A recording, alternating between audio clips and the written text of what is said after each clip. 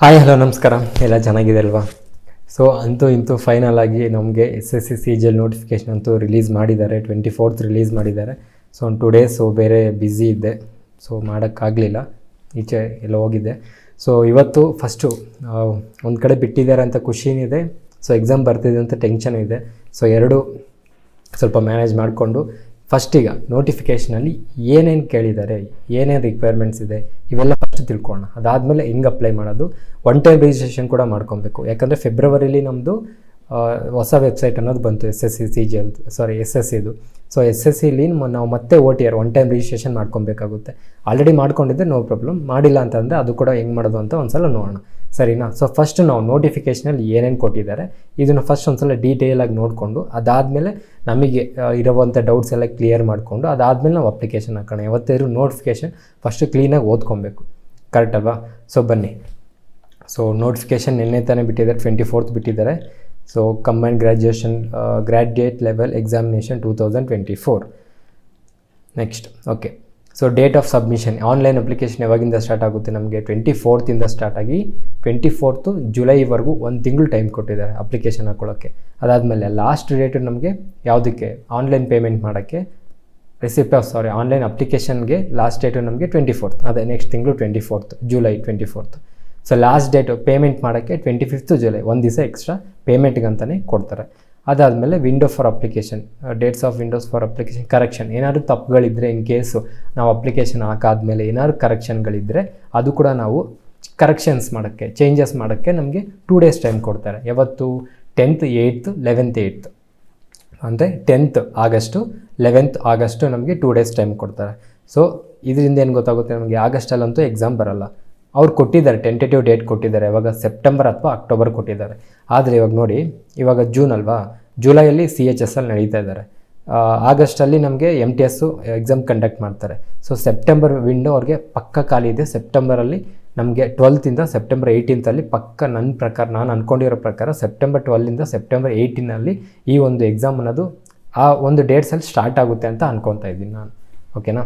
So tentative ಇಲ್ಲಿ ಒಂದು ಸ್ವಲ್ಪ ಆಶ್ಚರ್ಯಕರ ಏನು ಅಂತಂದರೆ, ಟೈರ್ 2 ಡಿಸೆಂಬರಲ್ಲೇ ಕೇಳ್ತಾ ಇದ್ದಾರೆ. ನಾರ್ಮಲಾಗಿ 3 months 2 months ಟೈಮ್ ಇರುತ್ತೆ, 3 months ಇರುತ್ತೆ. ನಾವು ಜನವರಿ ಫೆಬ್ರವರಿ ಅನ್ಕೊತಿದ್ದೆ, ಡಿಸೆಂಬರ್ ಅಂತಲೇ ಕೊಟ್ಟಿದ್ದಾರೆ. ನೋಡಬೇಕು, ಇನ್ ಕೇಸ್ ಅಲ್ಲೇ ಕಂಡಕ್ಟ್ ಮಾಡಿದ್ರೆ ಸ್ವಲ್ಪ ಟೈಮ್ ಅನ್ನೋದು ಕಮ್ಮಿನೇ ಇರುತ್ತೆ ಮೇನ್ಸ್ಗೆ, ಟೈರ್ 2ಗೆ, ಓಕೆನಾ?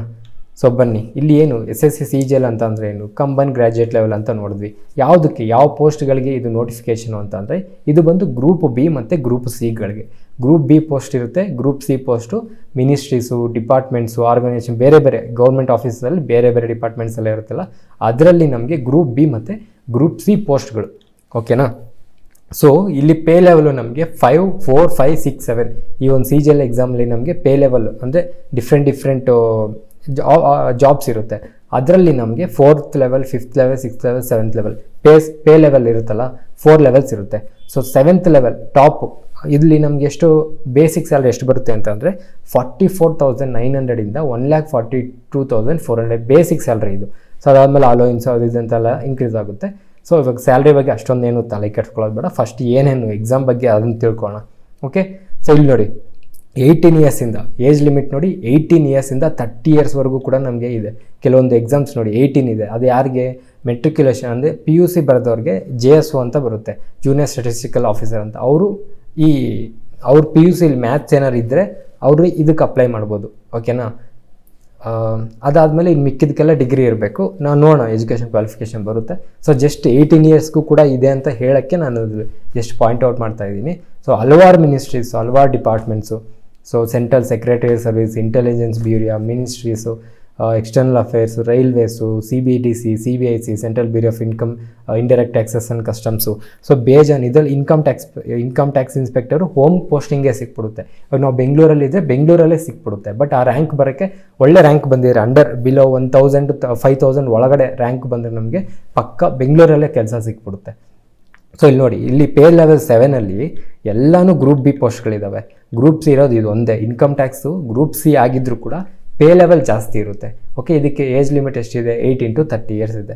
ಸೊ ಆ ಥರ ಹಲವಾರು ನಮಗೆ ಬೇಜಾನ್ ಇದ್ದಾವೆ. ನಿಮಗೆ ಯಾವುದು ಇದು ಪ್ರಿಫರೆನ್ಸ್ ಎಲ್ಲ ನಾವು ಆದಮೇಲೆ, ಯಾವಾಗ ಟೈರ್ 2 ಆದಮೇಲೆ ನೋಡ್ಕೊಬೇಕು, ಇವಾಗಲಲ್ಲ. ಬಟ್ ಎಕ್ಸಾಮ್ ಬರೆದ್ರೆ ಯಾವುದೋ ಒಂದು ಪೋಸ್ಟ್ ಅಂತೂ ಸಿಗುತ್ತೆ ಅಂತ ಒಂದು ನಂಬಿಕೆಯಲ್ಲಿ ಕಾನ್ಫಿಡೆನ್ಸಿಂದ ಬರೀಬೇಕು. ಓಕೆನಾ. ಪೇ ಲೆವೆಲ್ 6 ಇದೆ, ಬೇಸಿಕ್ ಸ್ಯಾಲ್ರಿ 35,000 ಇದೆ ಸ್ಟಾರ್ಟ್ ಆಗುತ್ತೆ. ಪೇ ಲೆವೆಲ್ 5 ಇದೆ, ಪೇ ಲೆವೆಲ್ 4 ಇದೆ. ಸೊ ಇಲ್ಲಿ ನೋಡಿ, ಇಲ್ಲೆಲ್ಲ ಜೂನಿಯರ್ ಅಸಿಸ್ಟೆಂಟ್ಸು, ಎಕ್ಸಿಕ್ಯೂಟಿವ್ಸು ಇವೆಲ್ಲ ನಮಗೆ ಈ ಪೇ ಲೆವೆಲ್ 4, 5 ಎಲ್ಲ ಬರುತ್ತೆ. ಇಲ್ಲಿ ಎಲ್ಲ ಗ್ರೂಪ್ ಸಿ, ಇವೆಲ್ಲ ಗ್ರೂಪ್ ಸಿ. ಓಕೆನಾ. ಸೊ ಇಲ್ಲಿ ಕೆಲವೊಂದಕ್ಕೆ 18 to 27 ಇದೆ ಏಜ್ ಲಿಮಿಟು, ಒಂದೊಂದಕ್ಕೆ 18 to 30 ಇದೆ. ನಿಮ್ಗೆ ಯಾವುದು ನಿಮಗೆ ಇಷ್ಟ ಅನಿಸುತ್ತೋ ಅದನ್ನು ನೀವು ಚೆಕ್ ಮಾಡ್ಕೊಬೋದು. ಸೊ ಮ್ಯಾಕ್ಸಿಮಮ್ 30, ಮಿನಿಮಮ್ 20, 27ಇಂದ 30ವರೆಗೂ ಲಿಮಿಟ್ ಇದೆ. ಅದಾದಮೇಲೆ ಇನ್ನೂ ಇಲ್ವ ಅಂತಂದರೆ ಇದೆ. ಯಾಕಂತ ಅಂದರೆ ನಮಗೆ ಕ್ಯಾಸ್ಟ್ ಸರ್ಟಿಫಿಕೇಟ್ ಡಿಫ್ರೆಂಟ್ ಕ್ಯಾಸ್ಟ್ ಮೇಲೆ ಡಿಫ್ರೆಂಟ್ ಏಜ್ ರಿಲ್ಯಾಕ್ಸೇಷನ್ ಕೂಡ ಇದೆ. ನೋಡೋಣ ಅದನ್ನು.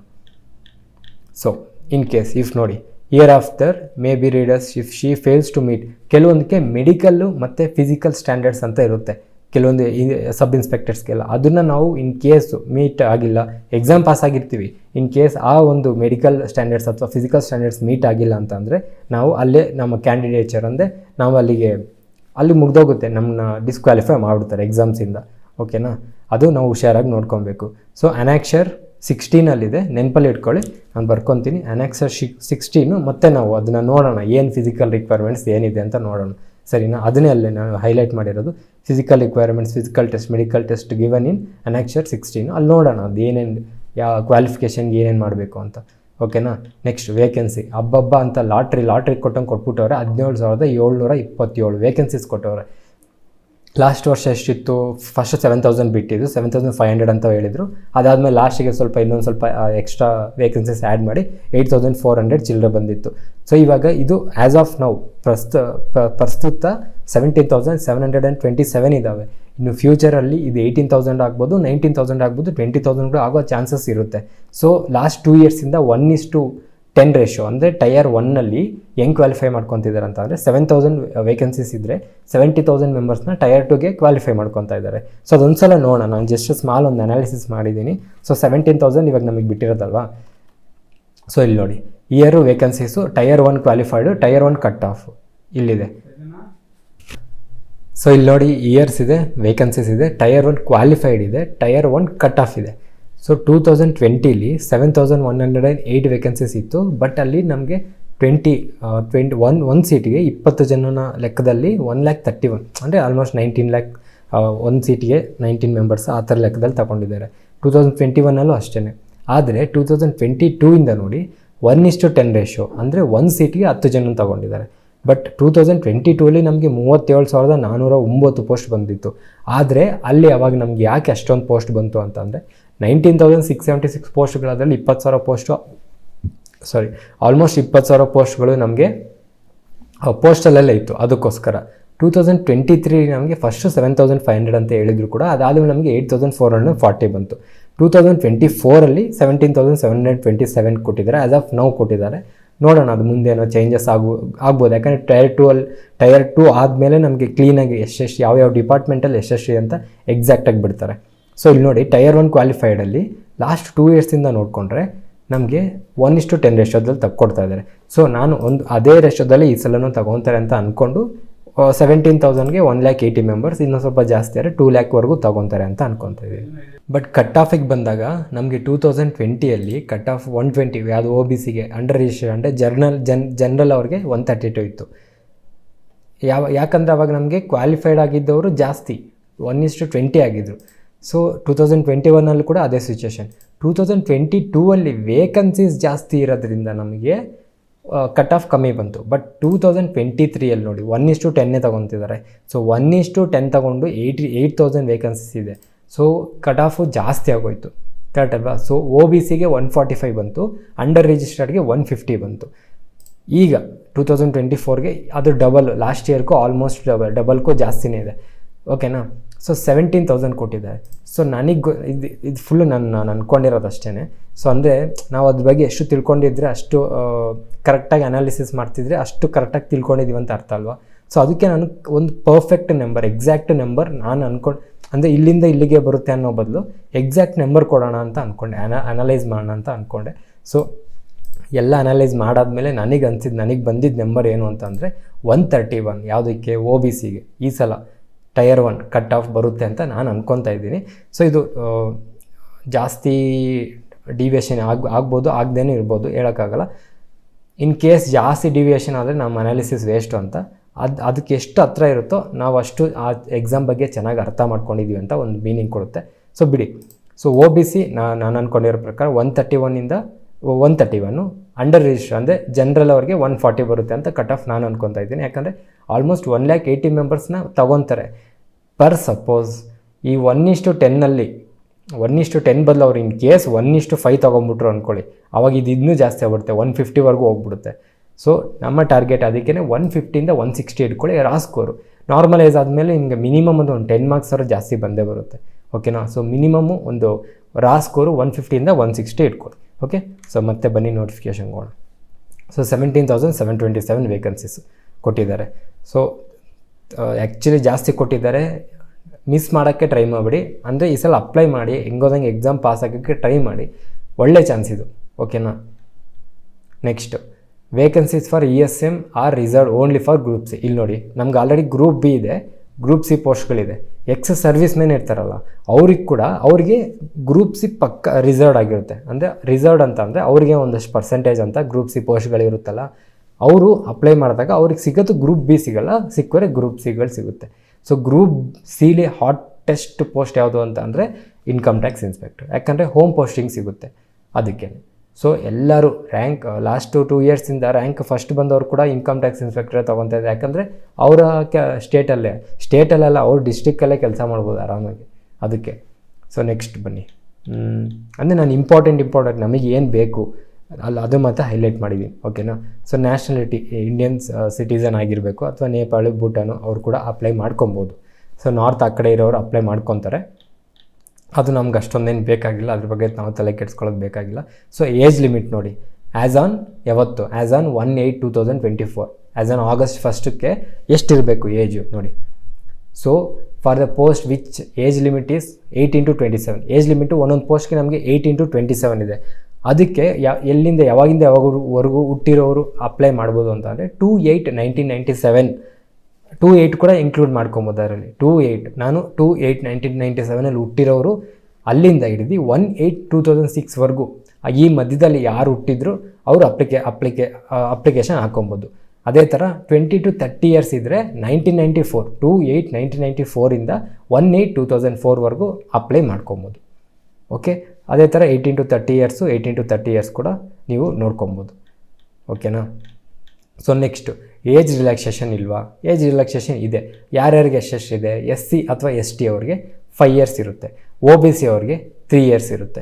ಸೊ ಈ SC ST OBC ಸರ್ಟಿಫಿಕೇಟ್ಸು ತುಂಬ ಇಂಪಾರ್ಟೆಂಟು. ನಾನು ಕೆಳಗಡೆ ಡಿಸ್ಕ್ರಿಪ್ಷನಲ್ಲಿ ಲಿಂಕ್ ಕೊಡ್ತೀನಿ. SC ST ಆಗಲಿ OBC ಸರ್ಟಿಫಿಕೇಟ್ಸು ಎಲ್ಲಿ ಮಾಡಿಸ್ಬೇಕು, ಹೆಂಗೆ ಮಾಡಿಸ್ಬೇಕು, ಕ್ರಿಮಿ ಲೇಯರ್ ಅಂದ್ರೇನು, ನಾನ್ ಕ್ರಿಮಿ ಲೇಯರ್ ಅಂದ್ರೇನು, ಅದೆಲ್ಲ ಡೀಟೇಲ್ಸ್ ಅದರಲ್ಲಿದೆ. ಅದೊಂದು ವೀಡಿಯೋ ಒಂದ್ಸಲ ನೋಡಿ, ಪಕ್ಕಾ ಕ್ಲಾರಿಟಿ ಬಂದುಬಿಡ್ತೀನಿ. ಯಾವತ್ತೂ ನಿಮಗೆ ಏನು ಕನ್ಫ್ಯೂಷನೇ ಇರಲ್ಲ ಕ್ಯಾಸ್ಟ್ ಸರ್ಟಿಫಿಕೇಟ್ಸಲ್ಲಿ. ಓಕೆನಾ? So next okay. ಸೊ ನೋಡಿ, ನಿಮ್ಮ ಪ್ರತಿಯೊಂದು ಡಾಕ್ಯುಮೆಂಟ್ಸಲ್ಲಿ 10th PUC ಆಗಲಿ, ಡಿಗ್ರಿ ಆಗಲಿ, ಆಧಾರ್ ಕಾರ್ಡ್ ಆಗಲಿ, ಪ್ಯಾನ್ ಕಾರ್ಡ್ ಆಗಲಿ, ವೋಟರ್ ID ಆಗಲಿ, DL ಆಗಲಿ, ಏನೇನಿದೆಯೋ ನಿಮ್ಮ ಹತ್ರ ಎಲ್ಲದರಲ್ಲಿ ಕರೆಕ್ಟಾಗಿರಬೇಕು. ನಿಮ್ಮ ನೇಮು, ನಿಮ್ಮ ಇನ್ಶಿಲು, ನಿಮ್ಮ ಫಾದರ್ ನೇಮು, ನಿಮ್ಮ ಮದರ್ ನೇಮು ಕರೆಕ್ಟಾಗಿರೋ ಥರ ಫಸ್ಟ್ ನೋಡ್ಕೊಳ್ಳಿ. ಸುಮ್ಮನೆ ಆಮೇಲೆ ಡಾಕ್ಯುಮೆಂಟ್ ವೆರಿಫಿಕೇಷನಲ್ಲಿ ಅಂದರೆ ಎಲ್ಲ ID ಕಾರ್ಡು ಪ್ರೂಫ್ ಕೇಳಲ್ಲ.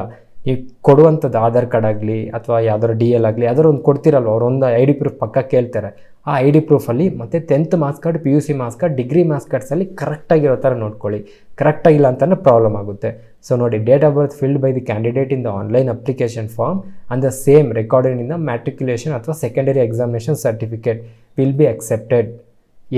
ಏಜ್ ಪ್ರೂಫ್ಗೆ 10th ಮಾರ್ಕ್ಸ್ ಕಾರ್ಡ್ ಅಥವಾ PUC ಮಾರ್ಕ್ಸ್ ಕಾರ್ಡ್ ಇಲ್ಲದಿದ್ದು ಮಾತ್ರ ಅಪ್ಲಿಕೇಬಲ್ ಆಗುತ್ತೆ. ಆಧಾರ್ ಕಾರ್ಡ್ ಅವೆಲ್ಲ ಕೊಡೋಕ್ಕಾಗಲ್ಲ. ಸೊ ಹುಷಾರಾಗಿ ನೋಡ್ಕೊಳ್ಳಿ. ಓಕೆನಾ? ಸೊ ಇದು ನೆಕ್ಸ್ಟು ಸರ್ವಿಸ್ ಮೆನ್ ಬಗ್ಗೆ ಕೊಟ್ಟಿದ್ದಾರೆ. ಅವ್ರ ಬಗ್ಗೆ ಹೇಳೋಷ್ಟು ಅವ್ರ ಬಗ್ಗೆ ಅವ್ರು ಆಲ್ರೆಡಿ ಏನೇನೋ ಮಾಡಿರ್ತಾರೆ, ಅವ್ರಿಗೆ ಹೇಳೋಷ್ಟು ಆ ಲೆವೆಲಲ್ಲಿ ನಾವಿಲ್ಲ. ಅದು ಅವ್ರು ನೋಡ್ಕೊತಾರೆ. ಅವ್ರಿಗೆ ಅವ್ರು ಹೆಂಗೆ ಅಪ್ಲೈ ಮಾಡ್ಕೊಬೇಕು ಅವ್ರಿಗೆ ಗೊತ್ತು. ಸೊ ಓಕೆನಾ? ಸೊ ಸರ್ವಿಸ್ ಮೆನ್ ಬಗ್ಗೆ ನಾನು ಏನು ಹೇಳೋಕ್ಕೋಗಲ್ಲ, ಅದು ಅವ್ರಿಗೆ ಗೊತ್ತು. ಸೊ ನಾನೇನು ಫುಲ್ಲು ಡೀಟೇಲಾಗಿ ಏನು ಹೇಳ್ತಿಲ್ಲ. ಅಂದರೆ ನಮಗೆ ಎಷ್ಟು ಬೇಕು, ಫಸ್ಟ್ ಟೈಮ್ ಅಪ್ಲಿಕೆಂಟ್ಸು ಅಥವಾ ಸೆಕೆಂಡ್ ಟೈಮ್ ಅಪ್ಲಿಕೆಂಟ್ಸು, ಡಿಗ್ರಿ ಓದಿರೋರು, ಅವ್ರಿಗೆ ಇದು ಪ್ರಿಫರಬಲ್. ಓಕೆನಾ? So age relaxation, ESM reservation. Age ರಿಲ್ಯಾಕ್ಸೇಷನಲ್ಲಿ ESM ರಿಸರ್ವೇಷನ್ ಇರುತ್ತೆ. ESM ಅಂತಂದರೆ ಎಕನಾಮಿಕ್ ವೀಕರ್ ಸೆಕ್ಷನ್ ಅಲ್ಲ, ಸರ್ವಿಸ್ ಮೆನ್ ಮಕ್ಕಳಿಗೆ ಅವರಿಗೆಲ್ಲ ಏನು ಈ ಸರ್ವಿಸ್ ಮೆನ್ಗೆ ಇರುವಂತಹ ಪ್ರಿಫರೆನ್ಸು ಅವ್ರಿಗಿರಲ್ಲ. Okay. Age relaxation ESM reservation is not admissible to sons and daughters and dependents of ex servicemen. ಅವ್ರ ಮಕ್ಕಳಿಗೆ ಅವ್ರಿಗೆಲ್ಲ ಇರಲ್ಲ, ಎಕ್ಸ್ ಸರ್ವಿಸ್ ಮೆನ್ಗೆ ಮಾತ್ರನೇ. ಓಕೆನಾ. Process of certification and format of certificates. So ನೀವು ನಿಮ್ಮ ಹತ್ರ ಇರುವಂಥ ಕ್ಯಾಸ್ಟ್ ಸರ್ಟಿಫಿಕೇಟು ಇವೆಲ್ಲ ಯಾವುದೋ ನೀವು ಯಾವುದೇ ಕ್ಯಾಟಗರಿಗೆ ಹೊಂದಿರಲಿ, SC ಆಗಲಿ, ST ಆಗಲಿ, OBC ಆಗಲಿ, EWS ಆಗಲಿ, PW BD ಆಗಲಿ, ESM ಆಗಲಿ, ಅದಕ್ಕೆ ವ್ಯಾಲಿಡಿಟಿ ಇರಬೇಕು ಅದು. ಓಕೆ, ನಿಮ್ಮ ಸರ್ಟಿಫಿಕೇಟ್ ಅನ್ನೋದು ವ್ಯಾಲಿಡಿಟಿ ಇರಬೇಕು. ಡಾಕ್ಯುಮೆಂಟ್ ವೆರಿಫಿಕೇಷನಲ್ಲಿ ನಿಮ್ಮ ಯಾವುದು ಸರ್ಟಿಫಿಕೇಟ್ ಡೇಟ್ ಬಂದು ಅಪ್ಲಿಕೇಶನ್ ಡೇಟ್ ಮುಗಿಯೋ ಅಷ್ಟು ಒಳಗಡೆ ನಿಮ್ಮ ಒಂದು ಕ್ಯಾಸ್ಟ್ ಸರ್ಟಿಫಿಕೇಟ್ ಡೇಟ್ ಅನ್ನೋದು ಸ್ಟಾರ್ಟ್ ಆಗಿರಬೇಕು. ಓಕೆ, 1/8/2024 ಕೊಟ್ಟಿದ್ದಾರೆ, ಅದು ಕೂಡ ನಾನು ಹೇಳ್ತೀನಿ. ಸೊ ಹುಷಾರಾಗಿ ನೋಡ್ಕೊಳ್ಳಿ. ನಿಮಗೆ ಕ್ಲೀನಾಗಿ ಫುಲ್ಲು ಕ್ಯಾಸ್ಟ್ ಸರ್ಟಿಫಿಕೇಟ್ ಬಗ್ಗೆ ಪೂರ್ತಿಯಾಗಿ ತಿಳ್ಕೊಬೇಕು ಅಂತ ಅಂದರೆ ಕೆಳಗೆ ಡಿಸ್ಕ್ರಿಪ್ಷನಲ್ಲಿ ಲಿಂಕ್ ಕೊಟ್ಟಿದ್ದೀನಿ, ಅದನ್ನು ನೋಡಿ ಆ ವಿಡಿಯೋ ನಿಮಗೆ ಕ್ಲೀನಾಗಿ ಗೊತ್ತಾಗ್ಬಿಡುತ್ತೆ. ಕ್ಯಾಸ್ಟ್ ಸರ್ಟಿಫಿಕೇಟ್, ಸ್ಟೇಟ್ ಸರ್ಟಿಫಿಕೇಟ್ ಅಂದ್ರೇನು, ಸೆಂಟ್ರಲ್ ಅಂದ್ರೇನು, ಸೆಂಟ್ರಲ್ OBC ಅಂದ್ರೇನು, ಕ್ರಿಮಿಲೇಯರ್ ಅಂದ್ರೇನು, ನಾನ್ ಕ್ರಿಮಿಲೇಯರ್ ಅಂದ್ರೇನು, ಪ್ರತಿಯೊಂದು ಡೀಟೇಲ್ ಆಗಿ ಹೇಳಿದ್ದೀನಿ. ಸರಿನಾ? ಸೊ ನೋಡಿ, for example, candidate X filled OBC in his application form. However, during document verification by the indent department ಅಥವಾ organization is unable to produce the valid OBC certificate. In such a scenario, candidature of X will be cancelled by the indenting department. So OBC certificate ಯಾವುದೇ ಆಗಲಿ, ಅವ್ರ example OBC ಕೊಟ್ಟವ್ರು ಅಷ್ಟೇ, OBC certificate ಕೊಟ್ಟಿಲ್ಲ ಅಂತ ಅಂದರೆ ನಮ್ಮ ಕ್ಯಾಂಡಿಡೇಚರೇ complete cancel ಮಾಡಿಬಿಡ್ತಾರೆ. ನೀವು ಎಕ್ಸಾಮಲ್ಲಿ ಪಾಸ್ ಆಗಿದ್ದು ಅವೆಲ್ಲ ಲೆಕ್ಕನೇ ಇರಲ್ಲ, ಅವ್ರಿಗೆ ತೆಗೆದು ಕಳಿಸ್ತಾ ಇರ್ತಾರೆ ಮನೆಗೆ. ಅರ್ಥ ಆಗ್ತಿದ್ದೀಲ್ವಾ? ಸೊ ಅವೆಲ್ಲ ಹುಷಾರಾಗಿ, ಇನ್ಷಿಯಲ್ಸ್ ಅಂತೆ, ನೇಮ್ಸ್ ಅಂತೆ, ಇವೆಲ್ಲ ಹುಷಾರಾಗಿರ್ಬೇಕು. ಸುಮ್ಮನೆ ಅಪ್ಲೈ ಮಾಡೋದಲ್ಲ. ಓಕೆನಾ? ಅಂದರೆ ನಾನು ಸೀರಿಯಸ್ ಕ್ಯಾಂಡಿಡೇಟ್ಸ್ಗೆ ಹೇಳ್ತಾ ಇರೋದು. ಸುಮ್ಮನೆ ಎಕ್ಸಾಮ್ ಬರೆಯೋರು ಬರೀರಿ, ಏನಾಗಲ್ಲ, no problem. Next crucial date. Crucial date ಅಂತ ಅಂದರೆ ಏನು? ಕ್ರೂಷಿಯಲ್ ಡೇಟ್ ಅಂತ ಅಂದರೆ ಒಬ್ಬೊಬ್ಬರು ಸರ್ಟಿಫಿಕೇಟ್ಸು ಲಾಸ್ಟ್ ಇಯರ್ ಮಾಡಿಸಿರ್ತಾರೆ. ಸೊ ಅವ್ರಿಗೆ ಎಂಡ್ ಡೇಟು, ಇವಾಗ ಸೆಂಟ್ರಲ್ ಸರ್ಟಿಫಿಕೇಟ್ಸ್ ಎಲ್ಲ 1 year ವ್ಯಾಲಿಡಿಟಿ ಅಷ್ಟೇ. ಎಂಡ್ ಡೇಟು ಬಂದು ಯಾವತ್ತಿಗಿರಬೇಕು? 24/7/2024. 24/7/2024 ಎಂಡ್ ಡೇಟ್ ಆಗಿದ್ದರೆ ಅವರು ಅದೇ ಸರ್ಟಿಫಿಕೇಟ್ ಅವರಿಗೆ ಅಪ್ಲಿಕಬಲ್ ಇರುತ್ತೆ. ಇನ್ ಕೇಸ್ 23/7/24 ಇದ್ರೂ ಕೂಡ ವರ್ಕೌಟ್ ಆಗಲ್ಲ. ಅರ್ಥ ಆಗ್ತಿದಿಲ್ವಾ? ಸೊ 24th ವ್ಯಾಲಿಡಿಟಿ ಇರಬೇಕು ಅವ್ರದ್ದು, ಲಾಸ್ಟ್ ಇಯರ್ ಮಾಡಿಸಿದ್ರೆ. ಇಯರ್ ಮಾಡಿಸಿದ್ರೆ 24th ಒಳಗಡೆ ಮಾಡಿಸ್ಬೇಕು. ನೀವು 25th ನಾನು ಇವಾಗ ಅಪ್ಲೈ ಮಾಡಿಬಿಡ್ತೀನಿ, ಅಪ್ಲೈ ಮಾಡಾದ್ಮೇಲೆ 1 ತಿಂಗಳಾದ್ಮೇಲೆ ಎಕ್ಸಾಮ್ ಬಂದಿರಲ್ಲವಲ್ಲ, ಆ ಟೈಮಲ್ಲಿ ಮಾಡಿಸ್ಕೊತೀನಿ ಕ್ಯಾಸ್ಟ್ ಸರ್ಟಿಫಿಕೇಟು ಅಂತಂದರೆ ಒಪ್ಕೊಳ್ಳಲ್ಲ. 24/7/2024 ನೀವು ಅಪ್ಲಿಕೇಶನ್ ಹಾಕೋಕ್ಕೆ ಮುಂಚೆ ನಿಮ್ಮ ಹತ್ರ ಕ್ಯಾಸ್ಟ್ ಸರ್ಟಿಫಿಕೇಟ್ ಇರಬೇಕು. ಸಿಂಪಲ್ ಆಗಿದೆ. ನೀವು ಅಪ್ಲಿಕೇಶನ್ ಹಾಕೋಕ್ಕೆ ಮುಂಚೆ ನಿಮ್ಮ ಹತ್ರ ಕ್ಯಾಸ್ಟ್ ಸರ್ಟಿಫಿಕೇಟ್ ಇರಬೇಕು. ಇಲ್ಲ ಅಂತಂದರೆ ಅದು ರಿಜೆಕ್ಟ್ ಮಾಡ್ತಾರೆ. ಸೊ ನಿಮ್ಗೆ ರಿಜೆಕ್ಟ್ ಮಾಡಿದ್ರೆ ಮತ್ತೆ ನಿಮಗಲ್ಲಿ ಮುಂಚೆ ಹೆಂಗಿತ್ತು, ರಿಜೆಕ್ಟ್ ಮಾಡಿದ್ರೆ ನಿಮ್ಮ ತೆಗೆದು ಜನರಲ್ ಕ್ಯಾಟಗರಿಗೆ ಹಾಕ್ತಿದ್ರು. ಇವಾಗ ಕ್ಲೀನಾಗಿ ಕೊಟ್ಟವ್ರೆ, ನೀವು OBC ಅಂತ ಮೆನ್ಷನ್ ಮಾಡಿಬಿಟ್ಟು ಮತ್ತೆ OBC ಕ್ಯಾಸ್ಟ್ ಸರ್ಟಿಫಿಕೇಟ್ ಕೊಟ್ಟಿಲ್ಲ ಅಂತಂದರೆ ತೆಗೆದಾಕ್ತೀವಿ ಅಂತ. ಸೊ ಹುಷಾರಾಗಿರಿ. ಓಕೆನಾ? A person seeking appointment on the basis of OBCs must ensure that he does not fall in creamy layer. Creamy layer ಅಂದರೆ ಏನು, ನಾನ್ ಕ್ರಿಮಿಲೇಯರ್ ಅಂದರೆ ಏನು? ಸೊ ಕ್ರಿಮಿಲೇಯರ್ ಅಂತಂದರೆ ನಾರ್ಮಲಾಗಿ 8 lakhs ಮೇಲ್ಗಡೆ ಪೇರೆಂಟ್ಸ್ ಇನ್ಕಮ್ ಇದ್ದರೆ ಅವರು ಕ್ರಿಮಿಲೇಯರಿಗೆ ಬರ್ತಾರೆ. ನಾನ್ ಕ್ರಿಮಿಲೇಯರ್ ಅಂತಂದರೆ 8 lakhs ಇನ್ಕಮ್ಗೂ ಕಮ್ಮಿ ಇದ್ದರೆ ಅವರು ಕ್ರಿಮಿಲೇಯರ್ ಬರಲ್ಲ, ನಾನ್ ಕ್ರಿಮಿಲೇಯರಿಗೆ ಬರ್ತಾರೆ. ಓಕೆನಾ? ಅದೇ EWS ಇದ್ದರೆ, EWS ಅಂತಂದರೆ ಎಕನಾಮಿಕಲ್ ವೀಕರ್ ಸೆಕ್ಷನ್, ಅವ್ರೇನು ಮಾಡಬೇಕು? ಅವ್ರದ್ದು ಕ್ಯಾಸ್ಟ್ ಸರ್ಟಿಫಿಕೇಟ್ ಅಥವಾ ಸರ್ಟಿಫಿಕೇಟ್ ಬಂದು 2024-2025 ಫೈನಾನ್ಷಿಯಲ್ ಇಯರ್ದಾಗಿರಬೇಕು. 2023-24 ವರ್ಕೌಟ್ ಆಗಲ್ಲ, ಅಕ್ಸೆಪ್ಟ್ ಮಾಡಲ್ಲ. ಸೊ ಅದನ್ನು ಹುಷಾರಾಗಿ ನೋಡ್ಕೊಳ್ಳಿ. ಓಕೆನಾ? ಸೊ ನೆಕ್ಸ್ಟು ಏನು ಇಂಪಾರ್ಟೆಂಟ್ ಇದೆ? Okay, education qualification. So education qualification ಅನ್ನೋದು 1/8/2024 ಅಂದರೆ 1st August ಇನ್ ಕೇಸ್ ಇವಾಗ ಡಿಗ್ರಿ ಬರೆಯೋರು ಕೂಡ ನಿಮ್ಮದು 1/8/2024 ಅಷ್ಟರಲ್ಲಿ ಎಕ್ಸಾಮ್ ಮುಗ್ದು ರಿಸಲ್ಟ್ಸ್ ಬರುತ್ತೆ ಅಂತ, ನೀವು ಪಾಸ್ ಆಗ್ತೀವಂತ ನಿಮಗೆ ನಂಬಿಕೆ ಇದೆ, ಅಪ್ಲೈ ಮಾಡಿ. ಯಾಕಂದರೆ ಅದಾದ್ಮೇಲೆ ನಿಮಗೆ ಟೈಮ್ ಇರುತ್ತೆ, ನೀವು DV ಬರೋದು ಇನ್ನೂ ನೆಕ್ಸ್ಟ್ ವರ್ಷ ಇರುತ್ತೆ. ಸೊ ಅಷ್ಟರಲ್ಲಿ ನಿಮಗೆ ಆ ಸರ್ಟಿಫಿಕೇಟ್ಸ್ ಕೂಡ ಸಿಕ್ಕಿರುತ್ತೆ. ಬಟ್ ಮಾರ್ಕ್ಸ್ ಗೊತ್ತಿರಬೇಕು ನಿಮಗೆ. ಸೊ ಮಾರ್ಕ್ಸ್ ಗೊತ್ತಿರಬೇಕಂದ್ರೆ ರಿಸಲ್ಟ್ಸ್ ಬರಬೇಕು. ಸೊ ರಿಸಲ್ಟ್ಸ್ ಬರುತ್ತೆ ಅಂತ ನಿಮಗೆ ಕಾನ್ಫಿಡೆಂಟ್ ಇದ್ದರೆ ನೀವು ಅಪ್ಲೈ ಮಾಡಿ. ಓಕೆನಾ? ಸೊ ಜೂನಿಯರ್ ಸ್ಟ್ಯಾಟಿಸ್ಟಿಕಲ್ ಆಫೀಸರ್ಗೆ ಬ್ಯಾಚುಲರ್ ಡಿಗ್ರಿ ಇರಬೇಕು, ಅಥವಾ PUCಲಿ 60% ಮ್ಯಾಥ್ಸಲ್ಲಿದ್ರೂ ಅವರು ಕೂಡ ಅಪ್ಲೈ ಮಾಡ್ಕೊಬೋದು. ಜೂನಿಯರ್ ಸ್ಟ್ಯಾಟಿಸ್ಟಿಕಲ್ ಆಫೀಸರ್ಗೆ ಮಾತ್ರ ಅದು. ಓಕೆನಾ? ಮಿಕ್ಕಿದೆಲ್ಲ ಪೋಸ್ಟ್ಗೂ, ಆಲ್ ಅದರ್ ಪೋಸ್ಟ್ ಯಾವುದಾದ್ರು ಇನ್ಸ್ಪೆಕ್ಟರ್ಸು, ಅಸಿಸ್ಟೆಂಟ್ಸು, ASO ಇದೆಲ್ಲದಕ್ಕೂ ನಿಮಗೆ ಬ್ಯಾಚುಲರ್ ಡಿಗ್ರಿ ಮೇಯ್ನಾಗಿರಬೇಕು. ಸೊ ಮುಂಚೆ ಹೇಳ್ದಂಗೆ 1/8/2024 ಅವ್ರದ್ದು ಇನ್ ಕೇಸ್ ಫೈನಲ್ ಇಯರ್ ಯಾರಾದರೂ ಬರೀತಾ ಇದ್ದರೆ, ಗ್ರ್ಯಾಜುಯೇಷನ್ ಬರೀತಾ ಇದ್ದರೆ, ಅವರು ಬಿಫೋರ್ 1/8/2024 ಅಷ್ಟರಲ್ಲಿ ಅವ್ರಿಗೆ ಎಕ್ಸಾಮ್ ರಿಸಲ್ಟ್ಸ್ ಬರುತ್ತೆ ಅಂತ ಗೊತ್ತಿದ್ರೆ ಅವರು ಕೂಡ ಅಪ್ಲೈ ಮಾಡ್ಕೊಬೋದು. ಓಕೆನಾ? So how to apply? So one time registration previously ನಾವು ಹಳೆ ವೆಬ್ಸೈಟ್ ಇತ್ತು, ನಾನು ತೋರಿಸ್ತೀನಿ ಒಂದು ನಿಮಿಷ. ಸೊ ಇದು ಹಳೆ ವೆಬ್ಸೈಟು. ಇದರಲ್ಲಿ ನಿಮ್ಮದು ಒನ್ ಟೈಮ್ ರಿಜಿಸ್ಟ್ರೇಷನ್ ಆಲ್ರೆಡಿ ಮಾಡ್ಕೊಂಡಿರ್ತಾರೆ. ಇನ್ ಕೇಸ್ ಪ್ರೀವಿಯಸ್ಲಿ ಯಾರು ಬರೆದಿದ್ರೆ, ಇಲ್ಲ ಫಸ್ಟ್ ಟೈಮ್ ಬರೆಯೋರಿದ್ದರೆ ಡೈರೆಕ್ಟಾಗಿ ನಾವು ಹೊಸ ವೆಬ್ಸೈಟಲ್ಲಿ ಮಾಡಬೇಕು. ಆ್ಯಕ್ಚುಲಿ ಮುಂಚೆ ಏನಾರು ಅಪ್ಲೈ ಮಾಡೋರು ಇದರಲ್ಲಿ ಏನಾರು ಒನ್ ಟೈಮ್ ರಿಜಿಸ್ಟ್ರೇಷನ್ ಮಾಡ್ಕೊಂಡಿದ್ರೆ, ಇದು ಹಳೆ ವೆಬ್ಸೈಟು, ಫೆಬ್ರವರಿಲಿ ಮುಗ್ದೋಯ್ತು. ಸೊ ಇದು ಹೊಸ ವೆಬ್ಸೈಟು. ಇಲ್ಲಿ SSC ಬಿಲ್ಡಿಂಗ್ ಕಾಣಿಸ್ತಿದೆಯಲ್ಲ, ಇದು ಹೊಸ ವೆಬ್ಸೈಟು. ಇದರಲ್ಲಿ ನಾವು ಮತ್ತೆ ಅಪ್ಲೈ ಮಾಡ್ಕೊಬೇಕಾಗುತ್ತೆ. ಓಕೆನಾ? ನಾನು ಒನ್ ಟೈಮ್ ರಿಜಿಸ್ಟ್ರೇಷನ್ ಆಗಲಿ, ಅಪ್ಲಿಕೇಶನ್ ಆಗಲಿ ಎಲ್ಲ ಡಿಸ್ಕ್ರಿಪ್ಷನ್ ಲಿಂಕಲ್ಲಿ ಕೊಟ್ಟಿದ್ದೀನಿ. ಹೆಂಗೆ ಮಾಡೋದು, ಹೆಂಗೆ ಅಪ್ಲೈ ಮಾಡೋದು ಅಂತ ನೀವು ಒಂದು ಸಲ ನಿಮಗೆ ಅಪ್ಲೈ ಮಾಡೋದು ಹೆಂಗೆ ನೋಡ್ಕೊಬೇಕು ಅಂತ ಅಂದರೆ ನೀವು ನೋಡ್ಕೊಬೋದು. ಓಕೆನಾ? ಸೊ ಒನ್ ಟೈಮ್ ರಿಜಿಸ್ಟ್ರೇಷನ್ ಮಾಡಬೇಕಾಗುತ್ತೆ ಹೊಸದಾಗಿ, ಮತ್ತೆ ಅದನ್ನೇ ಅವರಲ್ಲಿ ಹೇಳಿರೋದು. ನೆಕ್ಸ್ಟು ಫೀಸ್ ರೂಪೀಸು ನಮಗೆ 100 ರೂಪೀಸ್ ಅಷ್ಟೇ. ಆಲ್ಮೋಸ್ಟು ನನಗೆ ಗೊತ್ತಿರೋಂಗೆ 30-35 ಲ್ಯಾಕ್ಸ್ ಮೆಂಬರ್ಸ್ ಈ ಸಲ ಕಟ್ತಾರೆ. ಸೊ 30-35 ಲ್ಯಾಕ್ಸ್ ಅಂದ ತಕ್ಷಣ ಎದುರ್ಕೊತೀವಿ ನಾರ್ಮಲಾಗಿ. ಬಟ್ ಅಷ್ಟೊಂದು ಎಲ್ಲರೂ ಏನು ಓದಿರಲ್ಲ, ಸಿನ್ಸಿಯರಾಗಿ 1 ಲಕ್ಷ ಜನ ಓದಿರ್ತಾರೆ. ಸೊ ಅದರಲ್ಲಿ ಸ್ವಲ್ಪ ಲಕ್ಕೋಗಿಕ್ಕೆಲ್ಲ ಫೇವರ್ ಆದರೆ ಕಟ್ ಆಫ್ ಸಿಗುತ್ತೆ. ಟೈರ್ 1 ಕಟ್ ಆಫು, ನಾವು ಟೈರ್ 1 ನನ್ನ ಕೇಳಿದ್ರೆ ಸೀರಿಯಸ್ ಆಸ್ಪಿರೆಂಟ್ಸು ಟೈರ್ 1 ಬಗ್ಗೆ ಯೋಚನೆ ಮಾಡಬಾರ್ದು, ಡೈರೆಕ್ಟ್ ಟೈರ್ 2 ಬಗ್ಗೆ ಯೋಚನೆ ಮಾಡಬೇಕಂತ ನಾನು ಹೇಳ್ತೀನಿ. ಬಟ್ ಇರ್ರೆಸ್ಪೆಕ್ಟಿವ್ ಆಫ್ ಸಿಚುವೇಷನ್ಸು ಒಂದೊಂದ್ಸಲ ಎಡವಟ್ಟಾಗುತ್ತೆ, ಅವಾಗೇನು ಮಾಡೋಕ್ಕಾಗಲ್ಲ.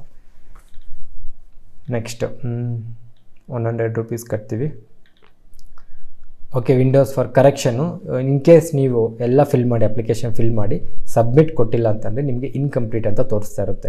ಸೊ ಇನ್ಕಂಪ್ಲೀಟ್ ಅಂತ ನಾವು ಅಪ್ಲೈ ಮಾಡಿಬಿಟ್ಟಿದ್ದೀನಿ ಅಂತ ಅಂದ್ಕೊಂಡು ಸುಮ್ಮನೆ ಇರಬೇಡಿ. ಕಂಪ್ಲೀಟೆಡ್ ಅಂತ ತೋರಿಸ್ಬೇಕು. ಅವಾಗ ಅಪ್ಲಿಕೇಶನ್ನು ಅಲ್ಲಿ ಅವ್ರಿಗೆ ಹತ್ರ ರಿಸೀವ್ ಆಗಿದೆ ಅಂತ. ವಿಂಡೋಸ್ ಫಾರ್ ಅಪ್ಲಿಕೇಶನ್ ಕರೆಕ್ಷನ್ 10/8/2024 ಇಂದ 2 ಡೇಸು 10th ಮತ್ತು 11th ಆಗಸ್ಟ್ ಕೊಡ್ತಾರೆ.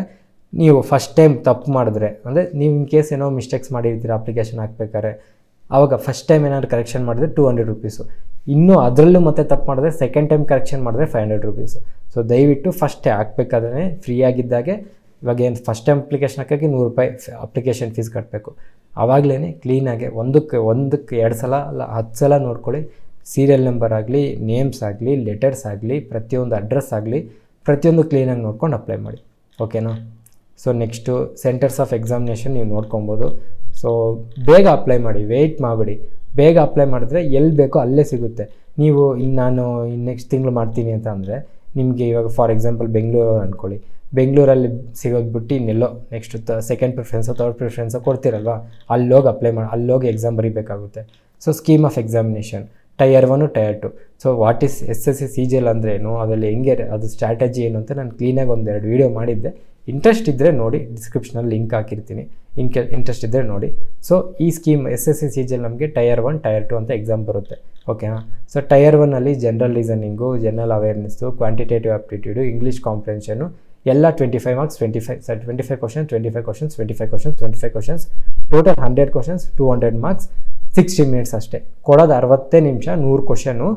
ಹಿಂಗೆ ಅಲ್ಲಾಡೋಕ್ಕಲ್ಲ, ಯೋಚನೆ ಮಾಡೋಕ್ಕೂ ಟೈಮ್ ಇರಲ್ಲ. ಅಷ್ಟು ಬೇಗ ಪಟ್ಟ ಬರ್ತಾ ಇರ್ತಾ ಕ್ವಶನು, ಅಂದರೆ ಕ್ವಶನ್ ಬರ್ತಾ ಇರಲ್ಲ, ನಮಗೆ ಬೇಕಾದ್ರೆ ನಾವು ಚೂಸ್ ಮಾಡಿಕೊಂಡು ಆನ್ಸರ್ ಮಾಡ್ತಾ ಇರಬೇಕು. ಸೊ ಟೈಮ್ ವೇಸ್ಟೇ ಮಾಡಬಾರ್ದು. ಸೊ ತುಂಬ ಕ್ಯಾಲ್ಕುಲೇಟಿವ್ ಆಗಿ ಈ ಎಕ್ಸಾಮ್ಸ್ನ ನಾವು ಬರೀಬೇಕಾಗುತ್ತೆ.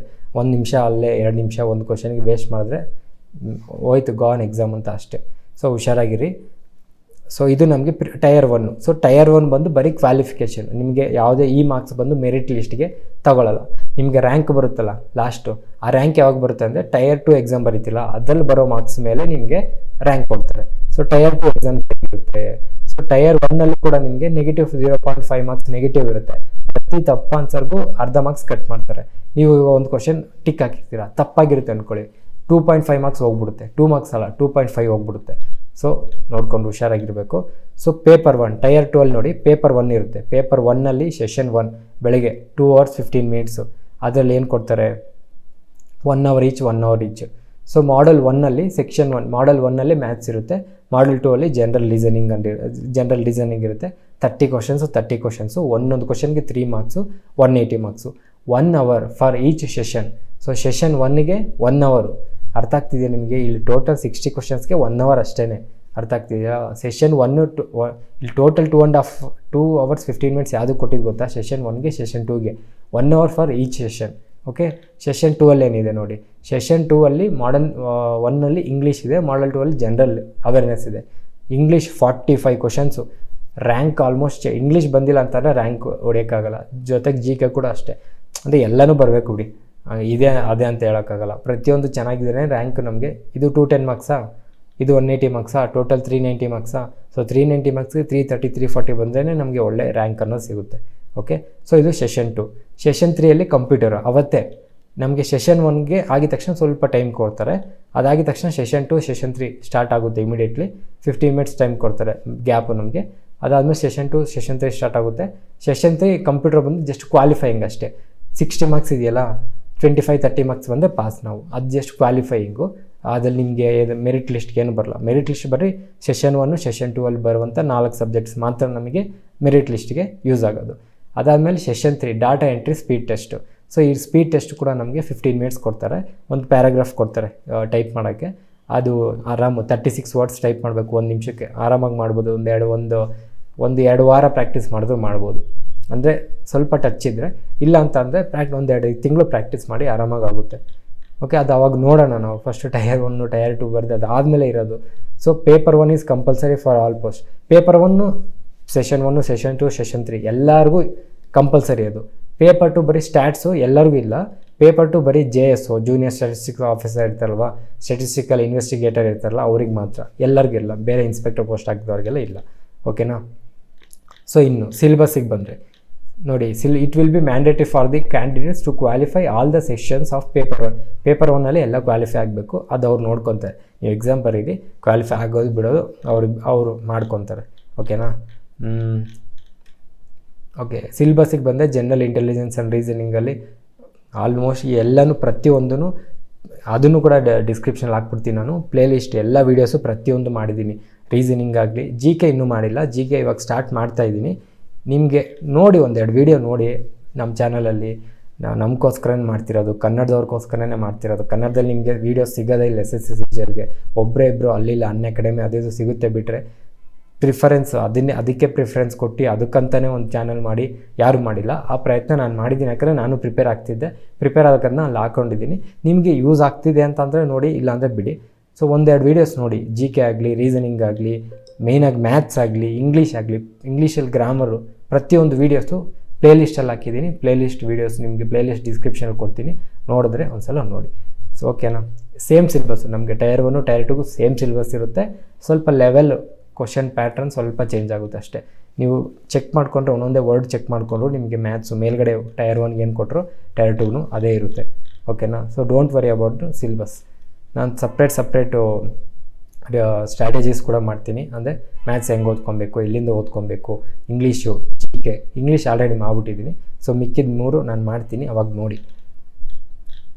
ಸೊ ಸಿಲೆಬಸ್ ನೀವು ತಲೆ ಕೆಡ್ಸ್ಕೊಂಬಿಡಿ. ನೀವು ಒಂದ್ಸಲ ನಾನು ಪ್ಲೇ ಲಿಸ್ಟ್ ನೋಡಿದ್ರೆ ನಿಮ್ಗೆ ಕ್ಲೀನಾಗಿ ಗೊತ್ತಾಗ್ಬಿಡುತ್ತೆ. So admission of to the examination application ಹಾಕಬೇಕು. ಅದು ನಮಗೂ ಗೊತ್ತು, ಎಲ್ಲರಿಗೂ ಗೊತ್ತು. So document verification will be conducted by the user departments. ಅಂದರೆ ಇವಾಗ ನಾವು CB for example income tax inspector ಆಗ್ತೀವಲ್ವ. ಸೊ CBIC ನಮಗೆ CBIC ಕಂಡಕ್ಟ್ ಮಾಡುತ್ತೆ. DV ಅವ್ರು ಚೆಕ್ ಮಾಡ್ಕೊತಾರೆ. ಸೊ ಎಲ್ಲರದು ಒಬ್ಬರೇ ಚೆಕ್ ಮಾಡಲ್ಲ, ಅವ್ರವ್ರ ಪರ್ಟಿಕ್ಯುಲರ್ ಡಿಪಾರ್ಟ್ಮೆಂಟ್ಸ್. DV ಯಾವಾಗ ಆಗೋದು ಟೈರ್ 2 ಆಗಿ ಪೋಸ್ಟ್ ಪ್ರಿಫರೆನ್ಸಲ್ಲಿ ನಮಗೆ ಸೆಲೆಕ್ಟೆಡ್ ಆದಮೇಲೆ DV ಕರೀತಾರೆ. ಅದು ಫೈನಲ್ ಸ್ಟೆಪ್. DV ಆಲ್ಮೋಸ್ಟ್ ಸಾಂಪ್ರದಾಯ ಅಂತ ಅಂದ್ಕೊಳ್ಳಿ. ಓಕೆನಾ. So next preference for various post. Preference ಕೊಡ್ತಾರೆ ನಿಮಗೆ ಟೈರ್ 2 ಆಗಿದ ತಕ್ಷಣ. ಪ್ರಿಫರೆನ್ಸ್ ನೀವು ಇನ್ ಕೇಸ್ ಕೊಟ್ಟಿಲ್ಲ ಅಂದ್ಕೊಳ್ಳಿ, ಫಾರ್ಮ್ ಕೊಡ್ತಾರೆ, ಆನ್ಲೈನ್ ಫಾರ್ಮ್ ಬಿಡ್ತಾರೆ ಪ್ರಿಫರೆನ್ಸ್ ಚೂಸ್ ಮಾಡೋಕ್ಕೆ. 20 ನನಗೆ ಈ ಕೆಲಸ ಇಲ್ಲ, ಈ ಕೆಲಸ ಬೇಕು, ಫಸ್ಟು ಟಾಪ್ ಪ್ರಯಾರಿಟಿ ಈ ಕೆಲಸ ಬೇಕು, ಇಲ್ಲಾಂದರೆ ಈ ಕೆಲಸ, ಆ ಥರ ಒಂದೊಂದೇ ಕೊಟ್ಕೊಂಡು ಹೋಗಬೇಕು. ಅದನ್ನು ಕೊಟ್ಟಿಲ್ಲ ಅಂತಂದರೆ ನೀವು ಡಮಾರ್, ಅಲ್ಲಿಗೆ ನಿಮಗೆ ಮುಗೀತು ಅಂತ. ಸೊ ಫಾಲೋ ಮಾಡಿ, ಕ್ಲೀನಾಗಿ ಫಾಲೋ ಮಾಡಿ. ಸೀರಿಯಸ್ ಆಸ್ಪಿರೆಂಟ್ಸ್ಗೆ ಹೇಳ್ತಾ ಇದ್ದೀನಿ. ಸೊ ನಮ್ಮದು ಟೆಲಿಗ್ರಾಮ್ ಚಾನಲ್ ಕೂಡ ಇದೆ, ಅದು ಕೂಡ ಲಿಂಕ್ ಹಾಕ್ತೀನಿ, ನೋಡ್ಕೊಳ್ಳಿ. Okay. So will not be ಅದನ್ನೇ ಅವ್ರು ಹೇಳ್ತಿರೋದು. ಪೋಸ್ಟ್ ಪ್ರಿಫರೆನ್ಸ್ ಕೊಟ್ಟಿಲ್ಲ ಅಂತಂದರೆ ಫೈನಲ್ ರಿಸಲ್ಟ್ಗೆ ಕನ್ಸಿಡರ್ ಮಾಡಲ್ಲ ಅಂತ. ಓಕೆನಾ. ಓಕೆ. ಸೊ ಫಿಸಿಕಲ್ ರಿಕ್ವೈರ್ಮೆಂಟ್ಸ್ ಯಾರ್ಯಾರಿಗೆ ಇರುತ್ತೆ? Inspector central excise, inspector examiner, inspector preventive officer, inspector CBN central bureau of narcotics, sub inspector of junior intelligence, CBI, NIA ಇವ್ರಿಗೆಲ್ಲ ಫಿಸಿಕಲ್ ಸ್ಟ್ಯಾಂಡರ್ಡ್ಸ್ ಇರುತ್ತೆ. ಅದೇನಂತ ನೋಡೋಣ. ಯಾಕಂದರೆ 16 ಅನೆಕ್ಷರ್ ಮುಂಚೆನೇ ನೋಡಿದ್ವಿ, ಅನೆಕ್ಷರ್ 16ನಲ್ಲಿ ಕೊಡ್ತಾರೆ ಅಂತ ನೋಡೋಣ. ಓಕೆ. ಇನ್ನೇನಾರು ನೋಡಬೇಕಾ? Main thing. So education qualification ನೋಡಿದ್ವಿ. Merit list will be prepared on the base of over performance of the candidates in tier 2 examination only. ಅದನ್ನೇ ನಾವು ಮುಂಚೆ ಮಾತಾಡಿದ್ದು. ಟೈರ್ 2ಅಲ್ಲಿ ಮಾತ್ರ ಬಂದಿರುವಂಥ ಮಾರ್ಕ್ಸ್ ಮೇಲೆ ಮಾತ್ರ ನಮಗೆ ಎಕ್ಸಾಮಿನೇಷನ್ ಅನ್ನೋದು ಮೆರಿಟ್ ಲಿಸ್ಟ್ ಅನ್ನೋದು ಕೊಡ್ತಾರೆ, ರ್ಯಾಂಕ್ ಕೊಡ್ತಾರೆ. ಓಕೆ, ಸೊ ಇನ್ನೇನು ಇಂಪಾರ್ಟೆಂಟು ನಮಗೆ resolution of tie cases. In case marks tie ಆದಾಗ ಏನಾಗುತ್ತೆ ನೋಡಿ, ಇದು ಜೂನಿಯರ್ ಸ್ಟ್ಯಾಟಿಸ್ಟಿಕಲ್ ಆಫೀಸರ್ ಅವ್ರಿಗೆ ಬಿಡಿ. ಸೆಕೆಂಡ್ ನೋಡಿ, marks scored in section 1 of paper 1, ಯಾವುದು ಮ್ಯಾಥ್ಸು ಮತ್ತು ರೀಸನಿಂಗ್ ಇರುತ್ತಲ್ಲ, ಅದರಲ್ಲಿ ಯಾರು ಮಾರ್ಕ್ಸ್ ಜಾಸ್ತಿ ತೆಗಿತಾರೆ ಅದನ್ನು ನೋಡ್ತಾರೆ. ಅದರಲ್ಲೂ ನಿಮ್ಮದು ಈಕ್ವಲ್ ಆಗಿದ್ದರೆ ಡೇಟ್ ಆಫ್ ಬರ್ತ್ ಮೇಲೆ ಕೊಡ್ತಾರೆ, ಅದರಲ್ಲೂ ನಿಮ್ದು ಈಕ್ವಲ್ ಆದರೆ ಆಲ್ಫಾಬೆಟಿಕಲ್ ಆರ್ಡ್ರ್. ಸೊ ನಿಮಗೆ ಏನು ನಾವು ನಾರ್ಮಲಾಗಿ ಯೋಚನೆ ಮಾಡ್ತಾ ಇರ್ತೀವಿ, ಒಂದೇ ಮಾರ್ಕ್ಸ್ ಬಂದ್ಬಿಟ್ರೆ ಆಲ್ಫಾಬೆಟಿಕಲ್ ಆರ್ಡ್ರಲ್ಲಿ ನಮ್ಮನ್ನ ಎಲ್ಲಿಗೂ ಹಾಕ್ಬಿಡ್ತಾರೆ ಅಂತ. ಆ ಥರ ಅಲ್ಲ. ಫಸ್ಟ್ ಮಾರ್ಕ್ಸ್ ಸೆಕ್ಷನ್ 1ನಲ್ಲಿ ಮಾರ್ಕ್ಸ್ ಯಾರು ಚೆನ್ನಾಗಿ ಬರುತ್ತೋ ಅವ್ರದ್ದು, ಅದು ಇಲ್ಲ ಅಂತಂದರೆ ಸೀನಿಯರ್ ಕ್ಯಾಟಗರಿ, ಡೇಟ್ ಆಫ್ ಬರ್ತ್ ಯಾರ್ದು ಹಳೆಯೊಬ್ರು ಇರ್ತಾರೋ ಅವರು, ಅದಿಲ್ಲ ಅಂತಂದರೆ ಲಾಸ್ಟ್ಗೆ ಆಲ್ಫಾಬೆಟ್ಟು. ಸೊ ಸ್ಟಾರ್ಟಿಂಗ್ 2ರಲ್ಲೇ ಆಲ್ಮೋಸ್ಟ್ ಕ್ಲಿಯರ್ ಆಗಿ ಹೋಗಿರುತ್ತೆ ನಮ್ಮದು. Okay, so action against candidates found guilty of misconduct, ಅದು ನಾವು ಮಾಡೋದಿಲ್ಲ, ಅದು ನಮಗೆ ಬೇಕಾಗೂ ಇಲ್ಲ, ಅದ್ರ ಬಗ್ಗೆ ಏನೂ ನೋಡೋದು. ನಾವು ಚೀಟಿಗೆ ನೀವೇನು ಮಾಡ್ತೀರ ತಪ್ಪುಗಳು ಇಲ್ಲ ತಾನೆ, ಮತ್ತು ಬೇಡ ಅದ್ರ ಬಗ್ಗೆ. So okay, one time registration ಮಾಡ್ಕೊಬೇಕು. ಹೊಸ ವೆಬ್ಸೈಟಲ್ಲಿ ssc.government.in ಅಲ್ಲಿ ಕೆಳಗಡೆ ಲಿಂಕ್ ಇದೆ, ಒಂದು ಸಲ ನೋಡ್ಕೊಳ್ಳಿ. ಸೊ ಇನ್ನೇನೋ ನೋಡಬೇಕಾ ನಾವು. ಸೊ ಕ್ಯಾಸ್ಟ್ ಸರ್ಟಿಫಿಕೇಟ್ಸ್ ಬಗ್ಗೆ ಮಾತ್ರ ಕ್ಲೀನಾಗಿ ಹುಷಾರಾಗಿರಿ. ಅದನ್ನು ನಾನು ಹಾಕಿರೋ ವೀಡಿಯೋಸ್ ಒಂದು ಸಲ ನೋಡಿ, ಹೆಂಗೆ ಮಾಡಿಸ್ಕೊಬೇಕು, ಏನು ಯಾವಾಗ ಕ್ರೂಷಿಯಲ್ ಡೇಟ್ ಅಂದರೆ ಏನು ಎಲ್ಲ ಕ್ಲೀನಾಗಿ ಎಕ್ಸ್ಪ್ಲೈನ್ ಮಾಡಿದ್ದೀನಿ. ಓಕೆ, ಸೊ ಇದೆಲ್ಲ ಸರ್ಟಿಫಿಕೇಟ್ಸು. ಸೊ ನಾವು ಅನಾಕ್ಷರ್ 16 ನೋಡಬೇಕಲ್ಲ, ಒಂದು ಸಲ ಅದು ನೋಡೋಣ. ಸೊ ಹೋಗ್ತಾ ಇದ್ದೀನಿ ಅಲ್ಲಿಗೆ. ಇದೆಲ್ಲ ಸರ್ಟಿಫಿಕೇಟ್ ಫಾರ್ಮ್ಯಾಟ್ಸು ಇಲ್ಲಿ ಹೆಂಗೆ ಅಪ್ಲೈ ಮಾಡೋದು ಅಂತ ಕೊಟ್ಟಿದ್ದಾರೆ, ನೀವು ಇಲ್ಲೂ ಕೂಡ ನೋಡ್ಕೊಬೋದು. ನನ್ನ ವೀಡಿಯೋನೇ ನೋಡಬೇಕು ಅಂತ ಏನಿಲ್ಲ. ಇಲ್ಲಪ್ಪ ಅನಾಕ್ಷರ್ ಇದು ಫಸ್ಟ್ ಅಪ್ಲಿಕೇಶನ್. ಒಂದು ಸೆಕೆಂಡ್ ಹೇಳಿ, ಹಿಂಗೆ ಎಳೀತಾ ಇದ್ದರೆ ಇವತ್ತೆಲ್ಲ ಹೋಗ್ತಾ ಇರ್ತೀವಿ. ಅದಕ್ಕೆ